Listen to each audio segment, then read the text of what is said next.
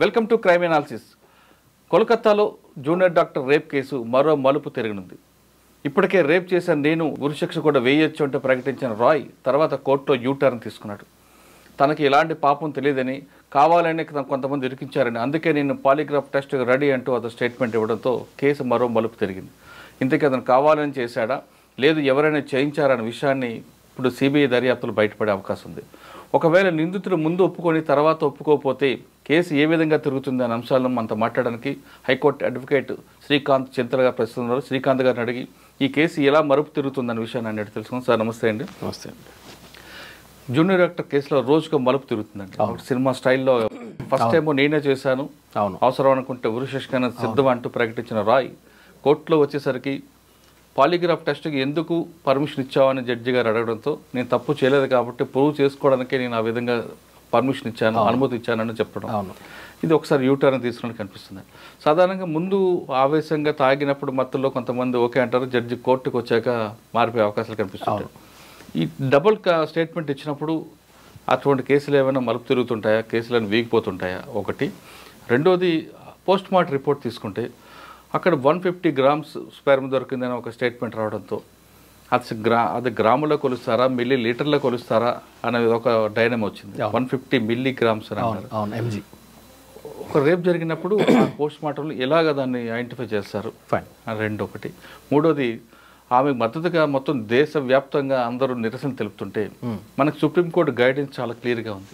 బాధితురాలి ఫేస్ కానీ ఆమె వేరే బోర్డ్స్ కానీ ఎక్కడ కూడా చూపించకూడదు అనేది ఎక్కడ నిర్భయ కేసు దగ్గర నుంచి ఇచ్చిన తర్వాత కూడా తెలంగాణ రాష్ట్రంలో కొంతమంది ఆమెకి మద్దతుగా ఆమె నిందితులకు శిక్ష పడాలంటూ ఒక ర్యాలీ తీసి అందులో ఆమె ఫేస్ని రివీల్ చేయడం కనుక మనం ఎలా అర్థం చేసుకోవాలి? అవును, ఇది ఏంటంటే అండి, మొదటగా ఈ అక్యూజ్డ్ పర్సన్ అతను ఫస్ట్ నన్ను ఉరిదీయండి నేనే చేశాను అని చెప్పిన తర్వాత అని మీరు అడిగారు. అయితే ఒక పర్సన్ వచ్చి నేనే తప్పు చేశాను అని చెప్పిన తర్వాత కూడా మ్యాజిస్ట్రేట్ గారి ముందు నేను తప్పు చేయలేదు, నన్ను ఇరికిస్తున్నారు అని చెప్పేసి ఆ స్టేట్మెంట్ ఇస్తే ట్రయల్ జరుగుతుంది. ఈవెన్ మీకు నేనే తప్పు చేశాను ప్లీడింగ్ గిల్టీ అన్న తర్వాత కూడా ట్రయల్ ప్రొసీజర్ ఉంటుంది. కాబట్టి ఇతను ట్రయల్ ఫేస్ చేయాల్సిందే. ట్రయల్ ఫేస్ చేసిన తర్వాత అతని సైడ్ డిఫెన్స్ ఏదన్నా, ఇప్పుడు వేరే లాయర్లు ఎవరు కూడా అతనికి డిఫెన్స్ ఇవ్వడానికి రెడీగా లేరు అని చెప్పేసి మొన్న ఒక న్యూస్ చూసాం. కోర్టు వారు ఎవరో ఒక డిఫెన్స్ లాయర్ని అతనికి అపాయింట్ చేస్తారు, జనరల్గా చేస్తారు, దట్ ఈస్ ద ప్రాక్టీస్.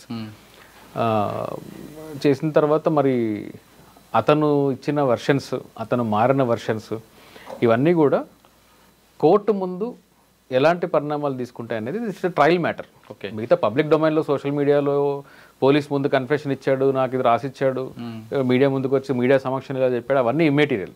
కోర్టులో జడ్జి గారి ముందు ఏం జరుగుతుంది, జడ్జి గారి ముందు ఆ వ్యక్తి నేను కన్ఫెస్ చేస్తాడా, లేదా జడ్జి గారి ముందు ఆ వ్యక్తి లేదు నేను ఈ నేరాన్ని అంగీకరించట్లేదు అని చెప్తాడా అనే దాని మీదనే కోర్టు. కానీ ఇప్పుడు ఆయన నేను ఎలాంటి తప్పు చేయలేదు అని జడ్జి గారి ముందు చెప్పాడు కాబట్టి, అవును, ఇప్పుడు డిఫెన్స్ వాళ్ళకి అది ఒక పిల్ దొరుకుతుంది కదా. పిల్ అంటే ఎట్లాగా? డిఫెన్స్ వాళ్ళు ఏమనుకుంటారు, సార్ బయట చెప్పింది, మీడియా ముందు చెప్పింది, పోలీస్ ముందు చెప్పింది కాదు, అది కాదు, మేజిస్ట్రేట్ ముందు చెప్పింది కాబట్టి 164 స్టేట్మెంట్ కింద అది వాల్యుబుల్ కాబట్టి ఆయన చేయలేదని డిఫెన్స్ వాళ్ళు చేయలేదని డిఫెన్స్ ఇప్పుడు చేయలేదని అంటారు. ఆర్ చేయలేదు అంటే ఒకటి ఏంటంటే డిఫెన్స్ పని ఎప్పుడు కూడా ఇతను చేయలేదు చేశాడు అనే దానికన్నా ప్రాసిక్యూషన్ వాళ్ళు ఈ క్రైమ్ని ఇతనే చేశాడు అని చెప్పేసి ప్రూవ్ చేయగలుగుతున్నారా లేదా అనేది చూస్తారు. అవును, so prosecution has to prove అతను చేశాడా లేదా అని. అతను చేశాడని చెప్పేసి మెజారిటీ ప్రాసిక్యూషన్ పీపీ మీద ఉందంటే ఎక్కడైనా అంతే, ఏ కేసులో అయినా కానీ ఎక్సెప్షన్స్ కొన్ని కేసులు విమెన్ ఓరియంటెడ్ కేసెస్లో ఉంటుంది. పర్టికులర్లీ మర్డర్లో, రేప్ అండ్ మర్డర్లో వీటిలలో ఏంటి అంటే ప్రిజంప్షన్ తనకే ఉంటుంది. పోక్సో కేసులో అనుకోండి, for example POCSO rape case ఉంది, అందులో ఏంటి అంటే ఉమెన్ సోల్ టెస్టిమనీ అంటే చైల్డ్ సోల్ టెస్టిమనీ మాత్రమే సరిపోతుంది. ఏంటి ఇతను రేప్ చేశాడు, సెక్షువల్ అసాల్ట్ చేశాడు అని చెప్పడానికి. రెగ్యులర్గా అడల్ట్ రేప్ కేసెస్లో అట్లా ఆ ప్రిజంప్షన్ ఉండదు. అచ్చా, సో ప్రాసిక్యూషన్ వారు ప్రూవ్ చేయాలి బియాండ్ రీజనబుల్ డౌట్. కోర్టులోకి వచ్చి నేను చేయలేదు అని చెప్పినా చెప్పకపోయినా ఈయనైతే ట్రయల్ ఫేస్ చేయాల్సిందే. ట్రయల్ ప్రొసీజర్ ఉంటుంది. అయితే అతను కన్ఫెస్ చేస్తే ఒకలాగా ఉంటుంది, నేను డిఫెండ్ చేసుకుంటున్నాను అన్నాడు కాబట్టి అందరూ విట్నెస్ని ఎగ్జామిన్ చేయాల్సిందే, డిఫెన్స్ వాళ్ళని క్రాస్ ఎగ్జామిన్ చేయాల్సిందే, ఎవిడెన్స్ వాల్యూ చూడాల్సిందే, ఓకే, వాటి మీద బేస్ అయ్యి ఉంటుంది. సార్ ఇప్పుడు ఆయన కోర్టులో చెప్పాడు కాలేదని చేయలేదని, కానీ పాలిగ్రాఫ్ టెస్ట్లో ఈయనకి వ్యతిరేకంగా వచ్చింది అనుకోండి, అప్పుడు పాలిగ్రఫీ టెస్ట్ అనేది that it self is not evidence. Okay, DNA వచ్చింది అనుకోండి, ఇప్పుడు ఆ డిఎన్ఏ ఇస్ వ్యాలిడ్. మరి అప్పుడు డిఎన్ఏలోకి టాలీ అయింది. డిఎన్ఏలో ఇతను సంబంధించిన సీమెన్, బ్లడ్ డ్రాప్స్ అలాంటివి దొరికాయంటే ఇట్స్ ఎ కాంక్రీట్ ఎవిడెన్స్. అంటే కోర్టులో మాత్రం లేదు, కుదరదు. అవి కాంక్రీట్ ఎవిడెన్సే. కానీ పాలిగ్రఫీ టెస్ట్లు, లై డిటెక్టర్ టెస్ట్ ఇవన్నీ ఏంటంటే అక్కడ నుంచి ఇన్వెస్టిగేషన్ లీడ్ చేయడానికి పనికొస్తాయి తప్ప అందులో చెప్పిన దాన్ని బేస్ చేసుకొని ఇతనే చేసాడు అని చెప్పడానికి కుదరదు. అంటే ఓన్లీ డిఎన్ఏ టెస్ట్ మాత్రం concrete. DNA test is valid evidence లో. అది ఒకవేళ డిఎన్ఏ వచ్చింది అనుకోండి, అప్పుడు నేను చెప్పిందంతా కూడా డిఎన్ఏలో ఇతను లేడు అనుకోండి, డిఎన్ఏ టెస్ట్ చేశారు, మెటీరియల్లో ఏది దొరకలేదు, సీమెన్ అనాలిసిస్ చేశారు, అనాలిసిస్లో కూడా ఇతను సంబంధించిన డిఎన్ఏ లేదు, అప్పుడు ఇబ్బంది అవుతుంది ప్రాసిక్యూషన్. అచ్చా, ఒకవేళ డిఎన్ఏ టాలీ అయిందంటే ఇంక ఇష్యూ లేదు. టాలీ అయ్యింది అంటే అతన్ని కన్విక్ట్ చేయడం అనేది ప్రాబబిలిటీస్ చాలా పెరుగుతాయి. అచ్చా, సో అది డిఫెన్స్ మీద ఆధారపడి ఉంటుంది. సార్ ఆ కేసులో చూస్తుంటే రాత్రి 11 గంటల నుంచి తెల్లవరకు జరిగిన ఘటనలో 3 గంటల తర్వాత ఎఫ్ఐఆర్ ఇష్యూ చేయడం అని కోర్టు తప్పడుతుంది. అవును, బయట ఎవరు కాపలా కాసారా అని కొంతమంది రకరకాల ఇష్యూస్ కనిపిస్తున్నాయి. అవును, మనం ఎలాగ అర్థం చేసుకోవాలంటే ఎఫ్ఐఆర్ ఇష్యూ చేయకపోవడం అనేది అది ఆ ఒక్క కేసుకి సంబంధించింది కాదండి. మీకు భారతదేశంలో రోజుకు సగటున 80 నుంచి 85, 86 కేసులు, రేప్ కేసులు రిపోర్ట్ అవుతుంటే ఈ సర్వేస్ ఏం చెప్తున్నాయంటే నేషనల్ లెవెల్లో ఉండే ఎన్జిఓస్ కానీ విమెన్ ఆర్గనైజేషన్స్ చెప్పే ఇదేంటి అంటే దాదాపు ఈ రిపోర్ట్ అయ్యే కేసుల కన్నా అన్రిపోర్టెడ్ కేసులు 4 రెట్లు ఎక్కువ ఉంటాయి అని చెప్పేసి అంటున్నారు. అందులో ఒక భయంకరమైన నిజం ఏంటి అంటే రేప్ అలిగేషన్స్ మీద వెళ్ళిన తర్వాత కూడా ఒకవేళ ఓ 10 రోజుల క్రితం రేప్ అయిన కేసు ఉందనుకోండి, ఇప్పుడు ఫ్రెష్గా రేప్ అయ్యి ఇంజరీస్ అయ్యిన కేసులలో పోలీసు వాళ్ళు ఇన్స్టెంట్గా రియాక్ట్ అవ్వడం జరుగుతుంది. ఓకే, ఒకవేళ ఒక వారం క్రితం జరిగింది, తన ట్రామాలో ఉంది, తను ఇంకేదో కారణాల వల్ల రాలేదు, భయపడ్డది, వారం తర్వాత వెళ్ళినా కానీ పోలీసులు రిపోర్ట్ చేయని కేసెస్ చాలా ఎక్కువ. అంటే వీళ్ళే నిర్ణయం చేస్తారు, ఇది ప్రూవ్ అవ్వదు, వారం అయిపోయింది, టెస్ట్లో ఎఫ్ఐఆర్ అవ్వకపోవడము అనేది ఇది యూనివర్సల్గా ఇండియా మొత్తంలో ఉండే ప్రాబ్లం. ఇది అది అంటే వాంటెడ్లీ కాదా? వాంటెడ్లీ అయ్యి ఉండొచ్చు, నేను ఇప్పుడు పొలిటికల్ కామెంట్ చేయదలుచుకోలేదు. వాంటెడ్లీ అయ్యి ఉండొచ్చు, అయ్యి ఉండకపోవచ్చు. అంటే ఎవరికి బెనిఫిట్ ఉంటుందండి వీడిని కాపాడాలని? సో దాంట్లో ఇప్పుడు మ్యాటర్ ఆఫ్ ఇన్వెస్టిగేషన్ కదా, సుప్రీంకోర్టు డైరెక్ట్గా దీన్ని మానిటర్ చేస్తుంది కాబట్టి, సిబిఐ చేతిలో ఉంది కాబట్టి మేబీ నిజాలు బయటికి రావాలి. ఇప్పుడు స్పెక్యులేషన్స్ అనేది అనవసరం. ఇప్పుడు ఒక హారిఫిక్ క్రైమ్ జరిగింది, ఈ హారిఫిక్ క్రైమ్ జరిగినప్పుడు దీని మీద స్పందించే వాళ్ళు, నిరసన వ్యక్తం చేసే వాళ్ళు కూడా బాధ్యత కలిగి ఉండాలి. ఎలాగంటే అట్లాగా మీడియాలో, సోషల్ మీడియాలో ఏదో రాసుకొని తీసుకొని వస్తే చూసా కొంతమంది అడ్వకేట్సే అమ్మాయి ఫోటో చూపిస్తూ తిరగడం, పేరు రాసి ఒక మరీ హైదరాబాద్ లాంటి సిటీలో రంగారెడ్డి కోర్టులో 19వ తారీఖున ఒక లాయర్స్ అసోసియేషన్ వాళ్ళు ప్రొటెస్ట్ ర్యాలీ, కొవ్వొత్తుల ర్యాలీ అని ఏదో తీశారు. బ్యానర్లు రంగారెడ్డి కోర్టులో నిన్న మొన్న కూడా బ్యానర్లు ఉన్నాయి, విక్టిమ్ పేరు బ్యానర్ల మీద రాస్తున్నారు. మీరు విక్టిమ్ పేరు అన్నారు, విక్టిమ్ ఫేస్ని కూడా రివీల్ చేశారు. ఫేస్ని రివీల్ చేశారు, డెడ్ బాడీ ఫొటోస్ని రివీల్ చేశారు, తన ఐడెంటిటీ, తన ఫ్యామిలీ ఐడెంటిటీ మొత్తం సోషల్ మీడియాలో ఉన్నాయి. అయితే ఇది లాయర్సే చేయడం అనేది చాలా బాధాకరము. చాలామంది ఉమెన్ లాయర్స్ ఆ ప్రొటెస్ట్లో పాల్గొనడము, ఎల్బీ నగర్ రోడ్ల మీద బ్యానర్లు పట్టుకొని రోడ్డు మీద మొత్తం ప్రొటెస్ట్ చేయడం అనేది నిజంగా అది ఊహించలేదు లాయర్స్ చేస్తారని. జనరల్గా కామన్ మ్యాన్ ఏదో తెలియక చేశాడు అని అంటే అది తప్పైనప్పటికీ, శిక్షార్హులైనప్పటికీ, కంటెంప్ట్ ఆఫ్ కోర్ట్ అయినప్పటికీ కామన్ మ్యాన్ చేశాడు అంటే ఇగ్నోరెన్స్ అని అనుకోవచ్చు. లాయర్స్, అందులోనూ ఉమెన్ లాయర్స్ చేయడం అనేది అది వాళ్ళకి అవగాహన లేకనుకుంటారా, లేదంటే ఇంకేమైనా వేరే విధంగా భావించవచ్చు మనం? ఇప్పుడు బ్యానర్ మీద ప్రింట్ వేశారు అంటే నేను అవగాహన లేదు అని అనుకుంటున్నాను. ఎందుకు అంటే చట్టం మీద అవగాహన లేదని అనుకుంటున్నాను. మేము పెద్ద లాయర్లు అని చెప్పుకుంటే కుదరదు. మీకు ఒక బ్యానర్ మీద, లేదంటే ఒక కరపత్రమో, ఒక లిటరేచరో, ఒక పిటిషన్ ఏదన్నా రాసేటప్పుడు, వేసేటప్పుడు దాంట్లో చట్టం ఏం చెప్తుంది అనేది మినిమం నాలెడ్జ్ ఒక లాయర్కి ఉండాలి. అందుకనే జర్మీ బెంథమ్, ఒక జురిస్ట్, ఇంగ్లీష్ ఓల్డ్ జురిస్ట్, అతను ఏమంటాడంటే ఇగ్నోరెన్స్ ఆఫ్ లా అనేది ఎక్సెప్షన్ కాదు, బట్ ఫర్ లాయర్స్ అంటాడు. ఓన్లీ లాయర్స్కి మాత్రమే ఇగ్నోరెన్స్ ఆఫ్ లా కలుగున్నా కానీ అది పనిషబుల్ కాదు.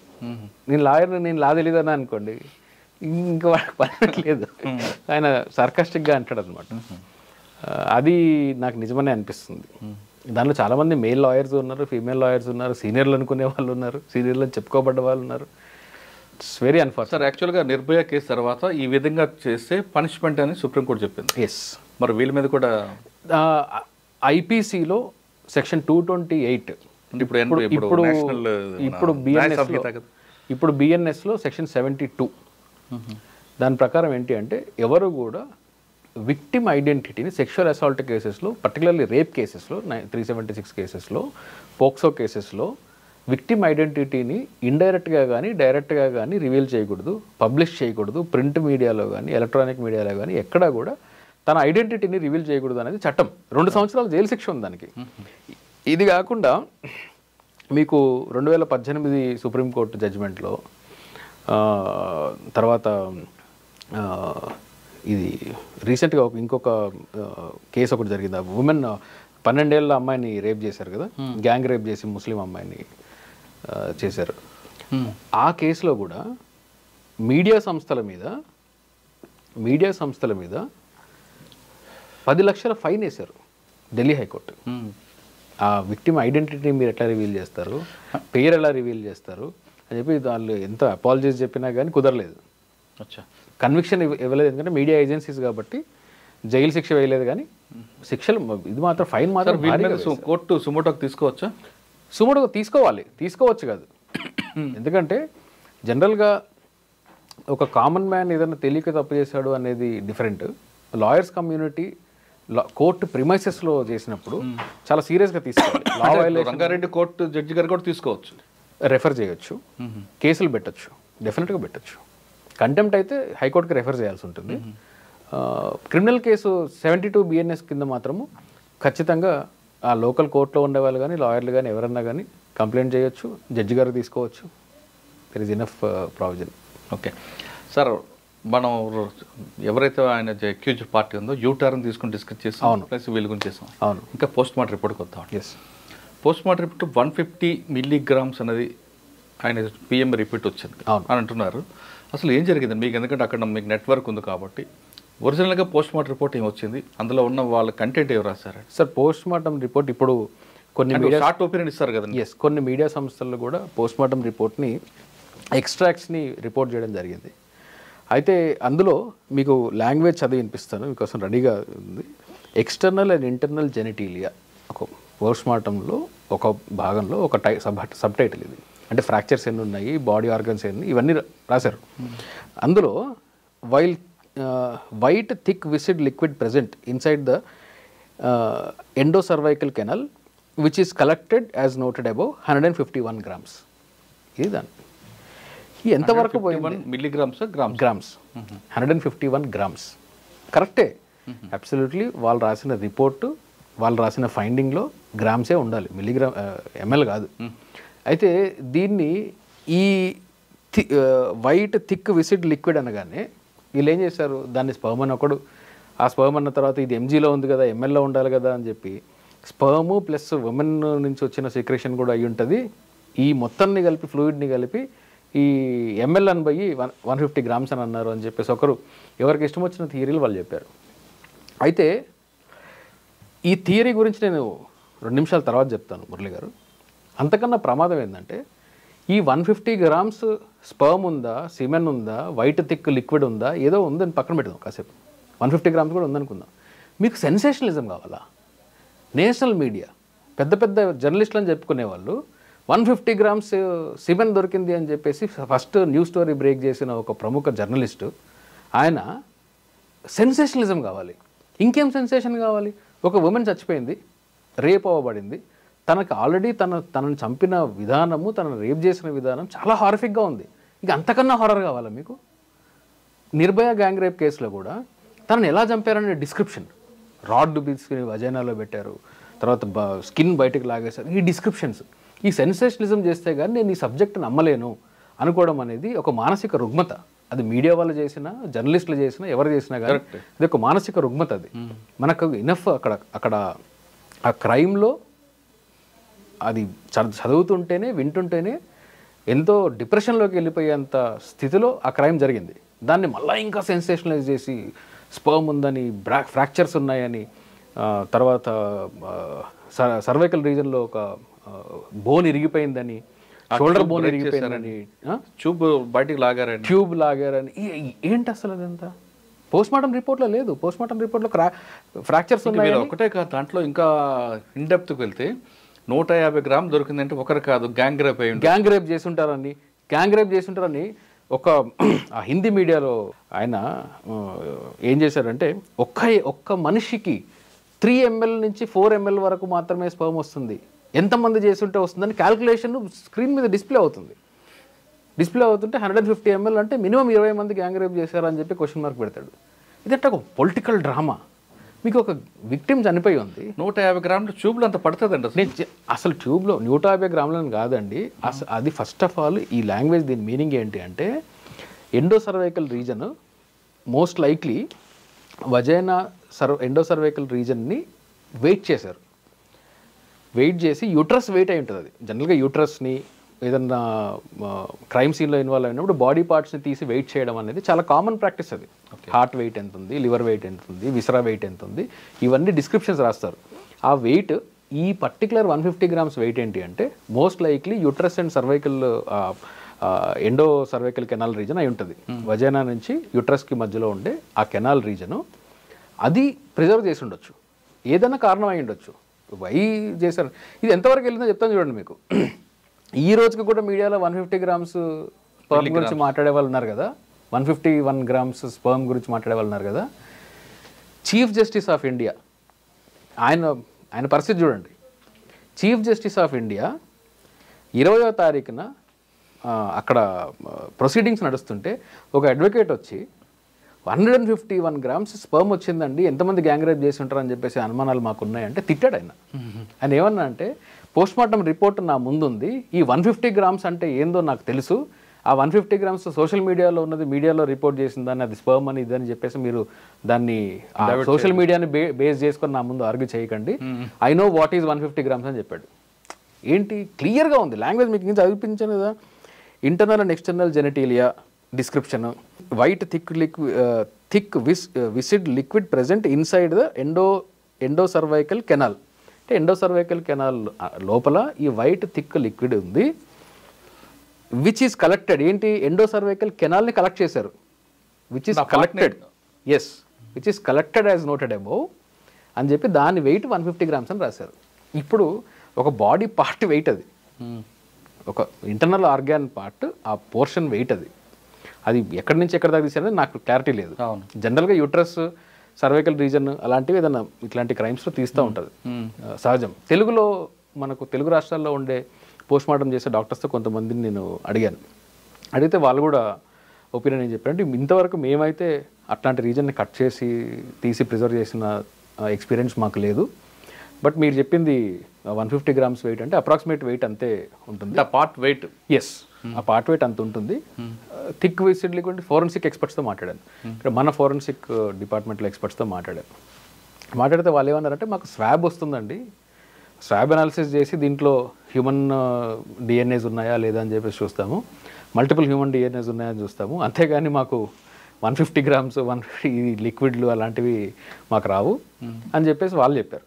మీరు చాలా మంది మాట్లాడారు కదా ఎయిమ్స్లో డాక్టర్స్తో మాట్లాడినప్పుడు నాకు క్లారిటీ వచ్చింది. ఓకే, కొంతమంది ఏమంటారంటే స్పెర్మ్తో పాటు ఆమె దగ్గర నుంచి కూడా రిలీజ్ అయి ఉంటాయి, రెండు క్లబ్ అయి ఉండడం వల్ల.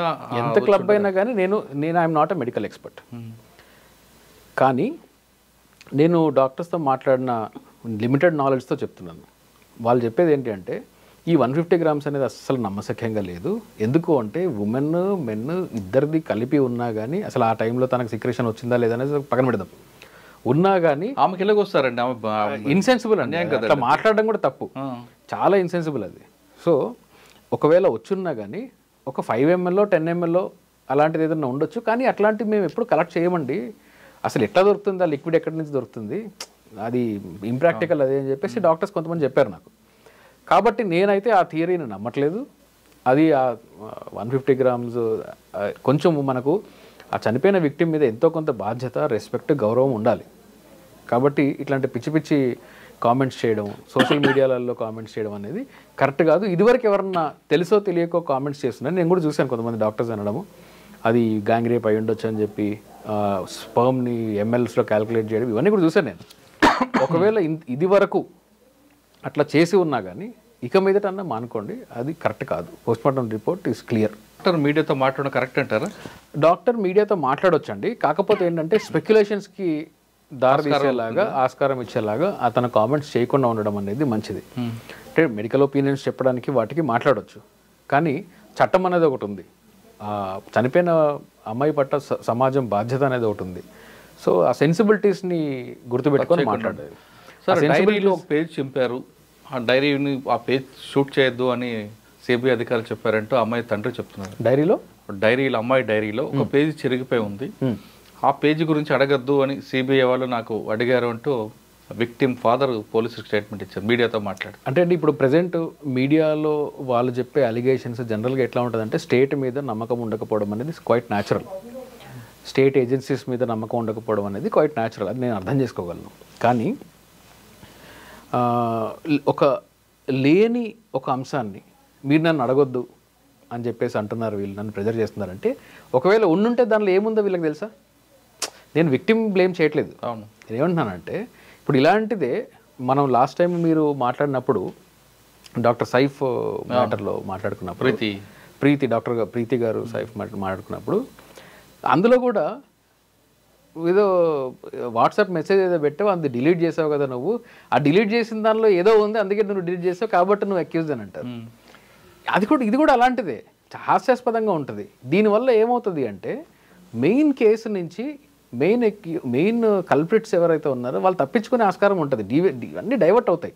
ఇప్పుడు పేజ్ ఒకటి చిరిగిపోయి ఉంది, దాని గురించి మీరు అడగొద్దు అంటే ఆ పేజ్ చిరిగిపోయినది రఫ్ నోట్స్ రాసుకొని చిరిగిపోయిందా, లేకుంటే దానిలో ఏదైనా సూసైడ్ నోట్ ఏమన్నా ఉందా, అంటే ఏంటి వీళ్ళ డౌట్.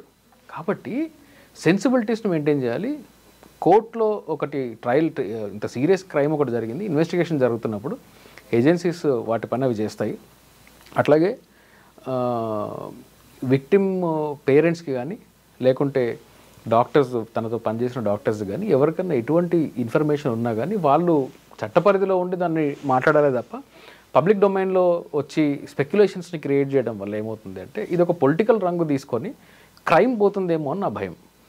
శ్రీకాంత్ గారు ఫైనల్గా చెప్పండి, ఈ కేసు కరెక్ట్గా ప్రాపర్గా ఇన్వెస్టిగేషన్ జరిగి మీరు అన్నట్లుగా అసలైన నిందితుడు ఒకరవచ్చు ఇద్దరవచ్చు ఎవరైనా సరే కరెక్ట్ పర్సన్ రావాలి అంటే సిబిఐ ఏ విధంగా వెళ్ళాలి, మీడియా అలాగ ఉండాలి, అదేవిధంగా పేరెంట్స్ ఏ విధంగా ఉండాలండి? వీళ్ళందరూ కూడా ముందుగా సెన్సిటైజ్ అవ్వాలండి. మీరు అడిగిన దానిలో ప్రాసిక్యూషన్ ఎలాగ ఉండాలి, సిబిఐ ఎలాగ ఉండాలి, పేరెంట్స్ ఎలాగ ఉండాలి. ముందు సిబిఐ ప్రాసిక్యూషన్ గురించి, మీడియా కూడా ఎలా ఉండాలి, మీడియా కూడా సిబిఐ ప్రాసిక్యూషన్ గురించి మాట్లాడుకుందాం. ఈ సిబిఐ కానీ లేకుంటే ఈ ప్రాసిక్యూటర్స్ కానీ ప్రాసిక్యూషన్ వైపు కానీ ఎంక్వైరీ చేసేటప్పుడు వీళ్ళు ట్రాన్స్పరెన్సీ మెయింటైన్ చేసే విధంగా, ఇన్వెస్టిగేషన్లో ట్రాన్స్పరెన్సీ మెయింటైన్ చేసే విధంగా, ఎవరన్నా ఎవిడెన్స్ ఇస్తాను అంటే వాళ్ళకి కాన్ఫిడెన్స్ ఇచ్చి మీరు ముందుకు వచ్చి చెప్తే మేము మిమ్మల్ని ఎనానిమిటీ మెయింటైన్ చేస్తాము, కోర్టు ముందు మాత్రమే మీకు ప్రొటెక్షన్ ఇచ్చి చేస్తాము అని ఒక కాన్ఫిడెన్స్ ఇస్తే నిజాలు బయటకు వచ్చే ఛాన్స్ ఉంటుంది. ట్రాన్స్పరెంట్గా ఉండాలి, ఫెయిర్గా ఉండాలి, సెక్యూరిటీ ప్రొవైడ్ చేయాలి. At the same time allegations ఏదన్నా ఉంటే ఎలిగేషన్స్లో పబ్లిక్ డొమైన్లో ఉండే ఎలిగేషన్స్ కాకుండా ఆన్ రికార్డ్లో ఉన్న ఎలిగేషన్స్ ఏంటి, రియల్గా విక్టిమ్కి దగ్గరలో ఎవరెవరైతే ఉన్నారో సర్కమ్స్టాన్షియల్ ఎవిడెన్సెస్ని కానీ ఐ విట్నెస్ని కానీ అంతకు ముందు జరిగిన సీక్వెన్సెస్ని కానీ ప్రాపర్గా ప్రిజర్వ్ చేసి సీసీటీవీ ఫుటేజ్ దగ్గర నుంచి చూసుకుంటే అటెండెన్స్ రికార్డు వరకు ప్రతి ఒక్కటి కూడా ప్రాపర్గా ప్రిజర్వ్ చేసి ప్రొసీజర్ ఫాలో అయితే దీనిలో ఎంతమంది ఇన్వాల్వ్ అయి ఉన్నా కానీ వాళ్ళని కన్విక్ట్ చేయడం అనేది చాలా ఈజీ అవుతుంది. ఎందుకు అంటే చాలాసార్లు ఈ ప్రాసిక్యూషన్ ల్యాకునా వల్ల కేసెస్ పోతుంటాయి. ఈ ప్రాసిక్యూషన్ ల్యాకునాస్ ఏంటి? ఫర్ ఎగ్జాంపుల్ చాలా ఈజీగా ఉండేది చెప్తున్నాను నేను. ఒక సీసీటీవీ ఫుటేజ్ తీసుకుంటారు, ఫుటేజ్ తీసుకునేటప్పుడు ప్రొసీజర్ ఫాలో అవ్వరు. ఈ ఒరిజినల్ సోర్స్ ఫైల్ని కోర్టు ముందు ప్రొడ్యూస్ చేయకుండా దాని నుంచి కాపీ చేసిన డీవీడీని తీసుకొచ్చి పెడతారు. ఇప్పుడు సీసీటీవీ ఉంది, అది సర్వర్లో లోడ్ అయింది, సర్వర్ నుంచి ఒక డీవీడీ తీసాం. డీవీడీ తీసినప్పుడు ఈ డీవీడీ క్రైమ్ జరిగింది జనవరి 1వ తారీఖున ఎగ్జాంపుల్. వీళ్ళు మొత్తం ఇన్వెస్టిగేషన్ చేసి డీవీడీ తీసి కాపీ చేసింది జనవరి 12వ తారీఖున, ఒక 12 రోజులు గ్యాప్ ఉంది. డీవీడీ తీశారు, నాలాంటి వాడు ఎవడో ట్రయల్ చేస్తాడు, ఆబ్వియస్ కదా, జోకైనా కానీ నేను సీరియస్గా చెప్తున్నా. ట్రయల్ చేసినప్పుడు వీళ్ళు దీన్ని ప్రైమరీ ఎవిడెన్స్గా చెప్పాలి. ఈ ప్రైమరీ ఎవిడెన్స్గా చెప్పాలన్నప్పుడు ఆ డివిడి యొక్క ప్రాపర్టీస్ ఓపెన్ చేయండి. ఈ ప్రాపర్టీస్లో రైడ్ చేసిన డేట్ ఏంటో చూడండి అన్నాం అనుకోండి. జడ్జి ముందు ఇన్వెస్టిగేషన్ ఆఫీసర్ వచ్చాడు, నేను ఐఓ ముందు దాన్ని ఓపెన్ చేశాను. ఓపెన్ చేస్తే ఐఓ ముందు ప్రాపర్టీ డివిడి ప్రాపర్టీ ఓపెన్ చేశాడు. అందులో రైడింగ్ డేట్ 12 అని ఉంటుంది. వీళ్ళు వేయడం మాత్రం ఒరిజినల్ సీడీ అని చెప్పేసి ఫైల్లో వేసి ఉంటారు. నెక్స్ట్ క్వశ్చన్ అడుగుతాను నేను, ఇది 12th రోజు కదండి రైడ్ చేశారని రికార్డ్ జరిగింది జాన్ 1 కదా, 12 days గ్యాప్ ఉంది అని అంటాం. కరెక్టే అండి అంటాడు. అప్పుడు నేను ఇంకో క్వశ్చన్ అడుగుతాను, అంటే మిస్చీవియస్గా చెప్తున్నా. నేనేమంటానంటే, మరి మా వాడిని కస్టడీకి తీసుకెళ్లారు కదండి మీరు అక్యూజ్ని అంటాను. అవునండి తీసుకెళ్ళాము అంటాడు. క్రైమ్ సీన్ రీకన్స్ట్రక్షన్కి తీసుకెళ్లారా అని అడుగుతాను. ఆబ్వియస్గా తీసుకెళ్ళానండి అని చెప్తాడు. ఏ టైంలో తీసుకెళ్లారు అంటాను. సాయంత్రం 5ంటికి తీసుకెళ్ళాను అంటాడు. మర్డర్ ఎప్పుడు జరిగింది? మార్నింగ్ 5ంటికి జరిగిందండి, లేదంటే మార్నింగ్ 6ంటికి జరిగిందండి అంటాడు. మీరు తీసుకెళ్ళినప్పుడు జనవరి 12వ తారీఖు మీ కస్టడీలో ఉన్నాడు కాబట్టి మీరు అతన్ని తీసుకెళ్ళినప్పుడు తీసుకెళ్లే వీడియోని రికార్డ్ చేసి ఇతను అక్కడే ఉన్నాడని మీరు ప్రూవ్ చేసి ఆ వీడియోని జనవరి 1గా జరిగిందని చెప్పేసి మీరు ఇక్కడ కోర్టులో వేశారు అంటాను నేను. బెనిఫిట్ ఆఫ్ డౌట్ తీసుకొస్తారా? ఆబ్వియస్గా. అవును. సో ఐ కెన్ క్రియేట్, నేను డిఫెన్స్ లాయర్ అండి. అవునండి. అదే ఇప్పుడు ప్రాసిక్యూషన్ లేకుండా అక్కడే ఉంటాయి కాబట్టి ఇట్లాంటి చిన్న చిన్న మిస్టేక్స్ మైండ్ అప్లై చేయకుండా ప్రతి ఒక్క దీనిలో, అంటే ఇప్పుడు మీరు చెప్పినట్లు ఆ రోజే ఉండాలంటే ఏం చేయాలి? అదే ప్రాసిక్యూషన్ వాళ్ళు చూసుకుంటారు. ఓకే, మీరు అది గురించి చెప్పారు. నెక్స్ట్ పేరెంట్స్ ఏం చేయాలి, మీడియా ఏం చేయాలి? నేను ఒక కేసులో ఇదే చేశాను, అందుకే చెప్తాను. అందుకే నాకు అర్థమైంది. అందుకే నేను చాలా కన్వీనియంట్గా చెప్పగలుగుతున్నాను. ఇలాంటి లాక్యునస్ ఉంటాయి. ఏదో డాక్యుమెంట్ పట్టుకొచ్చేస్తాడు, ఆ డాక్యుమెంట్ ఎవిడెన్స్ యాక్ట్లో ఎగిరిపోద్ది. ఆ డాక్యుమెంట్ 2 క్రాస్ ఎగ్జామినేషన్ కోసం ఎగిరిపోద్ది. ఇవన్నీ ప్రాసిక్యూషన్ లాక్యునస్. సిబిఐ వాళ్ళు చేసేటప్పుడు వాళ్ళకి సెన్సిటైజ్ చేయాలి, ఏది లీగల్ సెన్సిటైజేషన్ చేయాలి. ఎవిడెన్స్ యాక్ట్లో దీన్ని ఎలా ప్రూవ్ చేయొచ్చు, క్వశ్చన్స్ ఏం రావచ్చు, డిఫెన్స్ దీన్ని ఎలా అటాక్ చేయొచ్చు, ఇది ప్రాసిక్యూషన్ వాళ్ళు ఇన్వెస్టిగేషన్ ఏజెన్సీ కలిసి పనిచేసి ఒక రెస్పాన్సిబుల్గా ఛార్జ్ షీట్ ఫైల్ చేసి మెమో ఆఫ్ ఎవిడెన్స్లు ప్రాపర్గా వేసి ప్రొసీజర్ ఫాలో అయ్యి చేస్తే కన్విక్షన్ అనేది రేట్ అమాంతం పెరుగుతుంది. ఈరోజు ఇండియాలో ఉండే రేప్ కేసు కన్విక్షన్ 28%. ఓకే, మీరు ప్రాసిక్యూషన్ చెప్పారు. మీడియా ఎలా ముందుకు వెళ్ళాలి? మీడియా ప్లస్ విక్టిమ్ పేరు. మీడియా ఇప్పుడు ఏమైందంటే అండి, ఒకప్పుడు DD1లు ఉన్నప్పుడు, తర్వాత మెల్లగా అప్పుడే లైవ్ వచ్చినప్పుడు సాయంత్రం 9 గంటలకి ఒక న్యూస్ బులెటిన్, 7 గంటలకో 9 గంటలకో ఉండేది. మరుసటి రోజు పేపర్ చూసుకునే వాళ్ళం. ఆ పేపర్లో ఒక టైటిల్, చిన్న న్యూస్ క్లిప్, చాలా వేరే న్యూస్లు ఉండేవి. కాబట్టి సెన్సేషనలిజంకి ప్లేస్ ఉండేది కాదు. ఇప్పుడు ఏమైపోయింది అంటే ఒకరితో ఒకరు కాంపిటీషన్, సెన్సేషనలిజం. నేను సెన్సేషన్ క్రియేట్ చేసే తప్ప, నేను ఫస్ట్ అసలు ఇన్ఫర్మేషన్ ఇచ్చేస్తే తప్ప, అది అథెంటికా కాదా పక్కన పెట్టండి, ఇచ్చేస్తే తప్ప ఇది ఎవరు నాకు వ్యూవర్షిప్ రాదేమో, ఇలాంటి స్టేజ్లో పడిపోయాం. అంటే ఇప్పుడు మనము ఎలాంటి న్యూస్ని మనం ప్రొడ్యూస్ చేస్తే మన కాంటెంట్ ఎలా ఉంటే వ్యూవర్స్ చూస్తారు అనే స్థాయికి జర్నలిజం పడిపోయింది అనడానికి నాకు ఎటువంటి సందేహం లేదు. ఇది ఒక ఎత్తు అయితే, ఈ యూట్యూబ్ ఛానళ్ళు, ఫేస్బుక్ ఛానళ్ళు, ఇలాంటి ఛానళ్ళు చిన్న చిన్న వాళ్ళు మెయింటైన్ చేస్తారు, సోషల్ మీడియాలో మెయింటైన్ చేస్తారు. ఇప్పుడు ఒక ఆర్గనైజేషన్ ఉందనుకోండి, ఐడ్రీమ్ ఉంది, ఒక ఆర్గనైజేషన్, లార్జ్ స్కేల్ ఎంప్లాయీస్, మీలాంటి జర్నలిస్టులు ఒక ప్రాపర్గా శాటిలైట్లో లేకపోయినా కానీ కొన్ని ఎథిక్స్ ఫాలో అయ్యి వెరిఫై చేసుకొని ఇన్ని చేసుకొని చేస్తారు. ఇప్పుడు ఒక మొబైల్ ఫోను, ఒక మైకు పట్టుకొని నేను జర్నలిస్ట్ అని చెప్పి ఎక్కడికంటే అక్కడికి వెళ్ళి నేను మీడియా అని చెప్పేసి మాట్లాడేవాళ్ళు ఎంత ఇర్రెస్పాన్సిబుల్గా ఉన్నారంటే, మీకు యూట్యూబ్ ఓపెన్ చేస్తే ఆర్జికర్ రేప్ ఇన్సిడెంట్లోనే మీకు కొన్ని 100 వీడియోలు దొరుకుతాయి. ఎఫ్ఐఆర్లు ఎన్నయ్యాయో తెలుసా? మీడియా వాళ్ళ మీద, ఇండివిజువల్స్ మీద ఈ అమ్మాయి పేరుని, ఫోటోని రిలీజ్ చేయడం వల్ల దాదాపు 20 పైన ఎఫ్ఐఆర్లు ఫస్ట్ 3 days రికార్డ్ అయినాయి. 20 పైన ఎఫ్ఐఆర్లు జస్ట్ 3 daysలో. ఈ అమ్మాయి పేరు బయటపెట్టినందుకు, ఈ అమ్మాయి వీడియోలు బయటపెట్టినందుకు యూట్యూబ్ వాళ్ళ మీద అయినాయి, జనరల్ పబ్లిక్ మీద అయినాయి. సో మీడియా వాళ్ళు ఈ సెన్సేషనలిజంని కాసేపు పక్కన పెట్టి జర్నలిస్టిక్ ఎథిక్స్ని ఫాలో అవ్వాలి. పర్టికులర్గా ఈ నేషనల్ మీడియాలో పొలిటికల్ పార్టీస్తో అటాచ్ అయ్యున్న మీడియాలు almost 95% media, satellite media channel అన్నీ కూడా ఎవరికి వాళ్ళ మీడియా ఛానల్ ఉన్నాయి, లేదంటే ఏదో ఒక పొలిటికల్ పార్టీతో అటాచ్డ్ ఉన్నారు. వీళ్ళు ప్రతి ఇష్యూని పొలిటిసైజ్ చేయడము, దాన్ని మైలేజ్ తీసుకొని ఉంటే ఒక సెక్షన్ ఆఫ్ మీడియా బీజేపీకి సంబంధించిన ఇష్యూస్లో ఒకలాగా రియాక్ట్ అవుతుంది, కాంగ్రెస్ సంబంధించిన ఇష్యూలో ఇంకోలాగా రియాక్ట్ అవుతుంది. అట్లా కాకుండా జర్నలిజాన్ని, ఇండిపెండెంట్ జర్నలిజాన్ని మీరు ఆ ఎథిక్స్ని ఫాలో అయితే సరిపోతుంది. అంతకన్నా పెద్దగా మీడియాకి నేను చెప్పేది ఏం లేదు. పేరెంట్స్ దగ్గరకు వచ్చినప్పుడు మీరు అమ్మాయిలకి సేఫ్టీ ప్రొవైడ్ చేయాలి, అమ్మాయిల్ని సేఫ్ ఎన్వైరన్మెంట్లో పెట్టాలి అనడానికి 2 కోణాలు ఉన్నాయి. ఒకటి, అమ్మాయిని సేఫ్ ఎన్వైరన్మెంట్లో పెట్టడము, దానికి తగిన జాగ్రత్తలు తీసుకోవడం, తనకి జాగ్రత్తలు చెప్పడం, ఇదొకటి అయితే, మీ ఇంట్లో ఉండే అమ్మాయిల్ని ఎలా సేఫ్గా ఉండాలో నేర్పించాలి, అమ్మాయిల్ని ఎలా సేఫ్గా ఉంచాలో నేర్పించాలి. సో సెన్సిటైజేషన్ అమ్మాయిల కన్నా ఎక్కువ ఇంట్లో ఉండే మగవాళ్ళకి నేర్పించాలి. సో పేరెంటింగ్ అక్కడ వస్తుంది. పేరెంటింగ్ అంటే అండి కేవలం అమ్మ నాన్నది కాదు, సమాజానికి కూడా పేరెంటింగ్, సమాజం కూడా పేరెంటింగ్ చేస్తుంది. కరెక్ట్. సో ఈ సమాజంలో కూడా మగపిల్లల కాండక్ట్ ఎలా ఉండాలి, ఆపోజిట్ జెండర్ పైన కాండక్ట్ ఎలా ఉండాలి, ఏ జెండర్ అయినప్పటికీ, ట్రాన్స్జెండర్ అయినా, ఏ కమ్యూనిటీ అయినా కానీ, వాళ్ళ సెక్షువాలిటీ ఏదైనప్పుడు కానీ, వీళ్ళ మీద, అవతల వాళ్ళ బాడీస్ మీద, అవతల వాళ్ళ ఒపీనియన్స్ మీద మనం ఎంతవరకు రెస్పెక్ట్ కలిగి ఉండాలి అనే ఒక సెన్సిటైజేషన్ని సమాజం as a whole, particularly parents చేసి తీరాలి. చిన్నప్పటి నుంచి నేర్పాలంటే, చిన్నప్పటి నుంచి నేర్పాలి. ఇప్పుడు అట్లా నేర్పకపోవడం వల్ల మనం కొన్ని ప్రెజుడిసెస్ చెప్తాను మీకు. మీరు టాప్ రేప్ కేసెస్ రిపోర్ట్ అయ్యి, లేకుంటే సినిమాలు తీసినవి, మీడియాలో మాట్లాడుకున్నవి, డాక్యుమెంటరీలు చేసినవి కొన్ని చూడండి మీరు. ఎనీథింగ్ మీకు అసలు ఓపెన్గా రేప్ గురించి ఇండియాలో నాకు తెలిసి ప్రాపర్గా డీల్ చేసిన సినిమా ఇండియాలో ఒకటి కూడా లేదు. ప్రతి దాంట్లో రేప్ చేసిన వాడిని కామాంధుడిలాగా చూపించడం, రేప్ చేసిన వాడికి విపరీతమైన కామవాంఛ ఉంది కాబట్టి వాడు రేప్ చేశాడని అన్నట్టు. ఒక సైకో కిల్లర్ ఉన్నాడు అనుకోండి, వాడు రేప్ చేసి చంపేస్తుంటాడు కొన్ని సినిమాల్లో, ఆ సినిమా పేరు అయితే గుర్తులేదు నాకు. రేప్ చేస్తాడు, చంపేస్తాడు. వీడు రేప్ చేయడానికి కారణం వీడి కామం.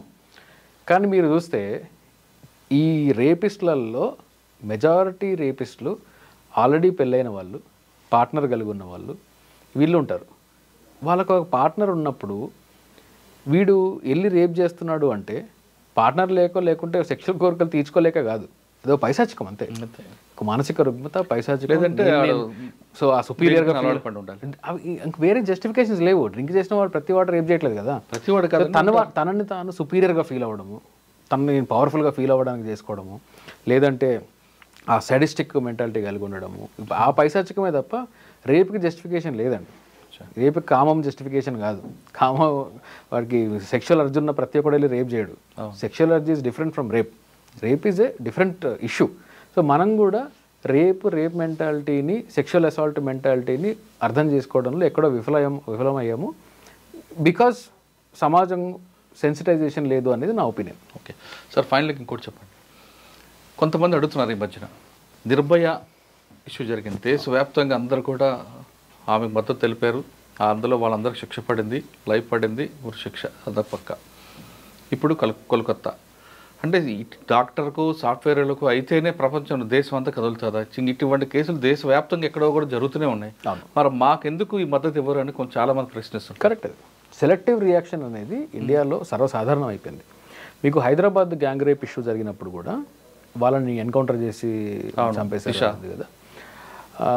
అయితే ఈ హైదరాబాద్ గ్యాంగ్ రేప్ ఇష్యూ అప్పుడు కూడా వేరే అదే సేమ్ టైంలో ఇంకొక విమెన్ కూడా చాలా దారుణంగా రేప్ చేసి బ్లేడ్లతో బాడీ మొత్తాన్ని చీరేసి చంపేశారు.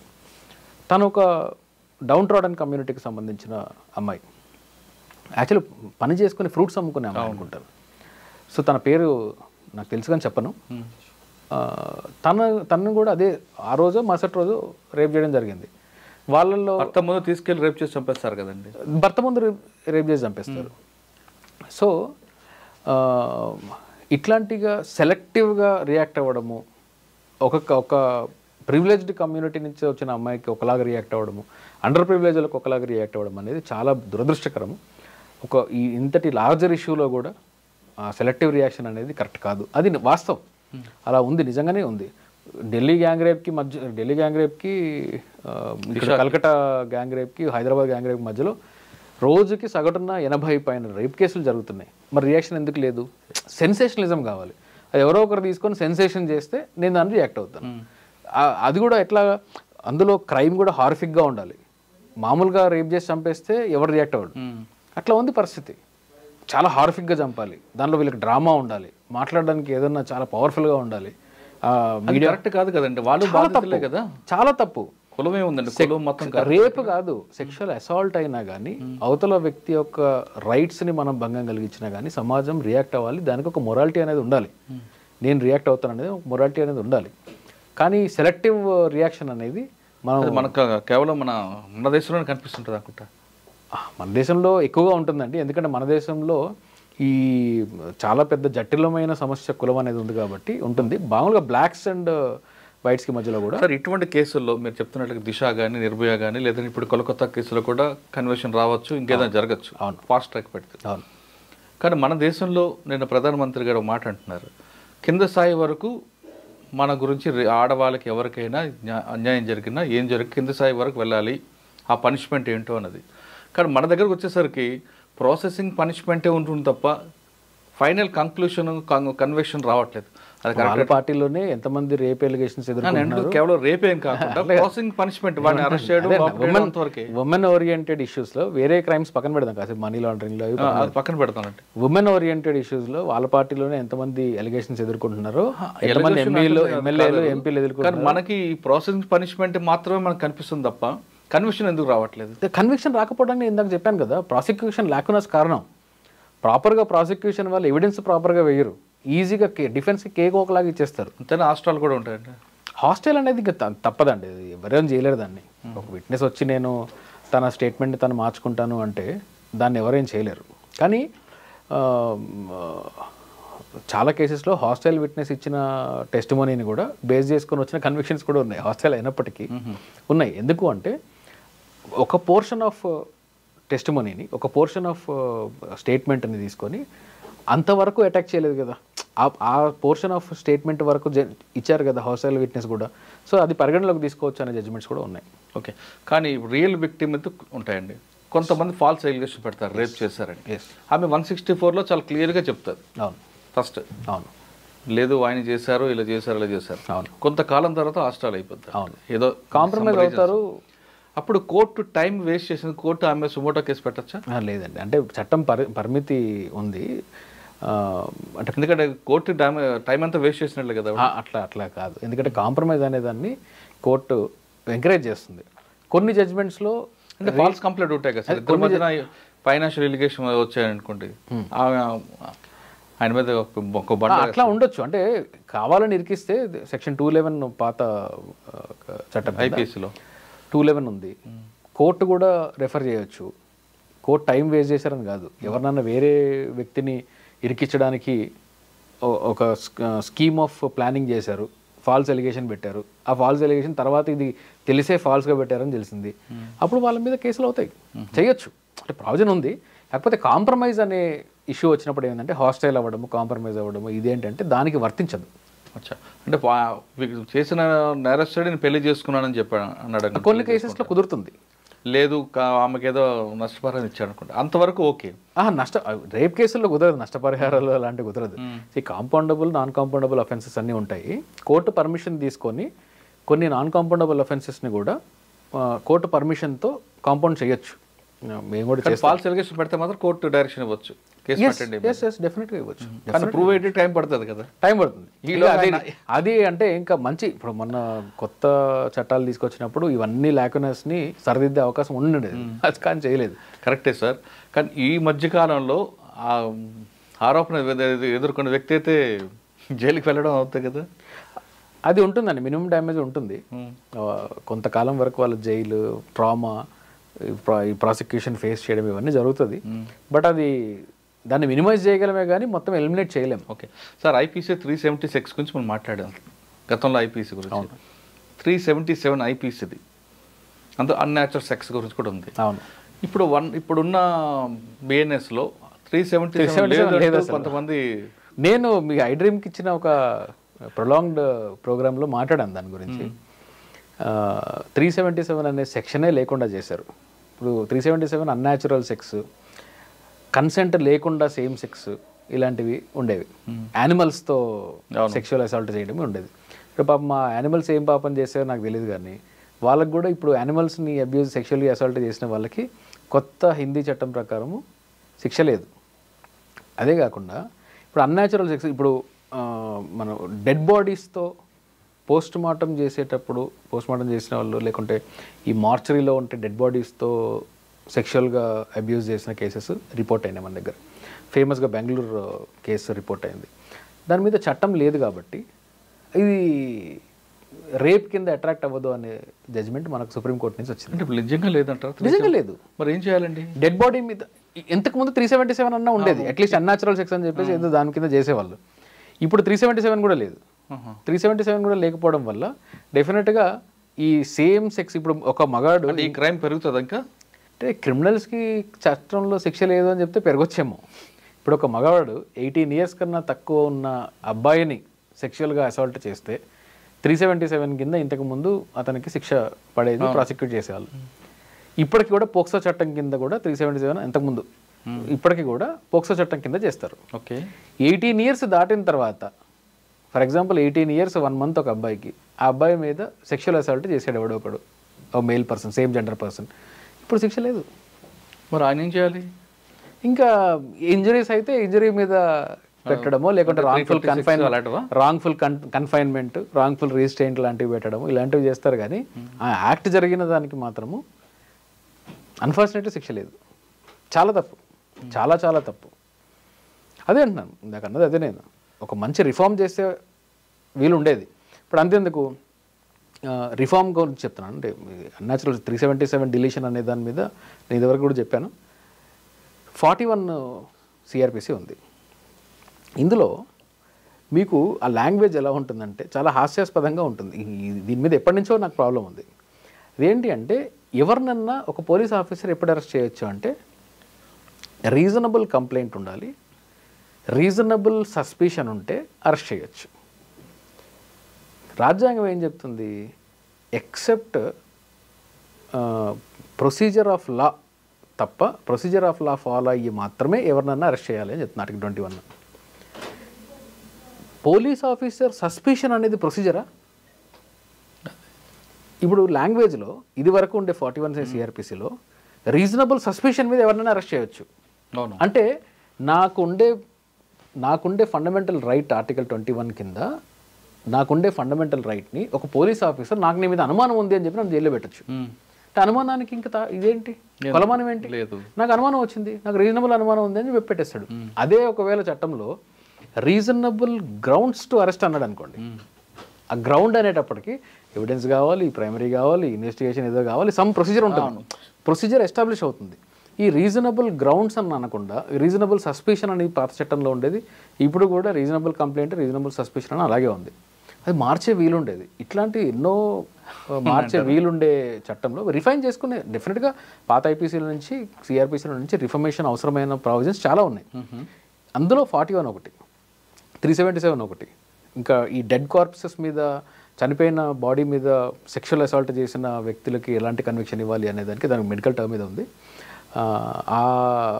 ఆ వ్యక్తులకి ఎలా కన్విక్ట్ చేయాలి అని అది అఫెన్సెస్లో పెట్టిండదు. సుప్రీంకోర్టు రికమెండేషన్స్ ఉన్నాయి. ఇన్ఫ్యాక్ట్ దీన్ని చట్టంలో పీనల్ ప్రావిజన్లో దీన్ని తప్పుగా అండ్ శిక్షగా గుర్తించండి దీన్ని అని చెప్పి సుప్రీంకోర్టు రికమెండ్ చేసే జడ్జ్మెంట్లో చెప్పింది. అది కూడా పట్టించుకున్న పాపం లేదు. సో ఇట్లాంటి రిఫర్మేషన్స్ చాలా చేసే అవకాశం ఉంది. అన్ఫార్చునేట్లీ చేయలేదు.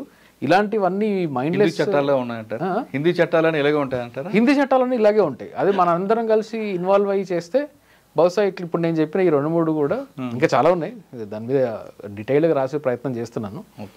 దాని మీద అందరూ కలిసి ఇన్వాల్వ్ అయ్యి చేస్తుంటే బహుశా మంచి చట్టాలు మనకు వచ్చిండేవి, రిఫార్మ్ చట్టాలు వచ్చిండేవి.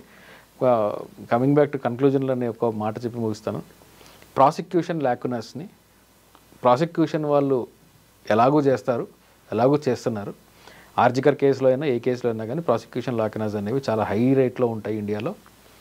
సోషల్ మీడియా పుణ్యమా అంటూ, సోషల్ మీడియాలో అండ్ ట్రెడిషనల్ మీడియాలో ఉండే సెన్సేషనలిజం పుణ్యమా అంటూ ప్రాసిక్యూషన్ వాళ్ళు కూడా లీడ్ అయ్యి వాళ్ళ కళ్ళు మూసుకుపోయి మొత్తానికి అక్యూజ్డ్కి ఫేవర్ చేసే పరిస్థితుల్ని ఇటు సమాజం కల్పిస్తుంది, ఇటు ప్రాసిక్యూషన్ ఉన్న లేజినెస్ లేకుంటే ఇన్కాంపిటెన్స్ ఇది కూడా